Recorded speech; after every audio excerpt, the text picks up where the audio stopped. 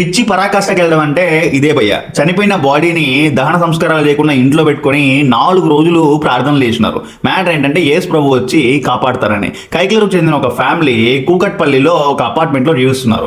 45 సంవత్సరాల శైలజ అనారోగ్యంతో ఫిబ్రవరి 13న మరణించినారు. కానీ వాళ్ళ ఫ్యామిలీ మెంబర్స్, వాళ్ళ బ్రదర్, సిస్టర్ అండ్ వాళ్ళ మదర్ శైలజకి అంతిమ దహన సంస్కారాలు చేయకుండా ఇంట్లోనే పెట్టుకొని 4 రోజులు ప్రార్థనలు చేసినారు. బ్యాడ్ స్మెల్ రావడంతో చుట్టుపక్కల వాళ్ళు కంప్లైంట్ చేయగా వచ్చి పోలీసులు ఆరాధిస్తే మొత్తం విషయం బట్టబయలైంది. ఇదే ఫ్యామిలీ హాస్పిటల్లో కూడా గొడవ చేశారంట. రక్తం ఎక్కించాలంటే పరిశుద్ధమైన రక్తం అయితేనే ఎక్కించాలని చెప్పి హాస్పిటల్ డాక్టర్స్ తో కూడా గొడవ పెట్టుకున్నారంట. మీరు హిందూ అయినా, క్రిస్టియన్ అయినా, ముస్లిం అయినా, సిక్ అయినా, జైన్ అయినా, ఏ రిలీజన్ పాటిస్తున్నా, ఏ ధర్మాన్ని పాటిస్తున్నా చనిపోయిన మనిషి బ్రతుకుతాడని చెప్పి ఎక్కడా లేదు.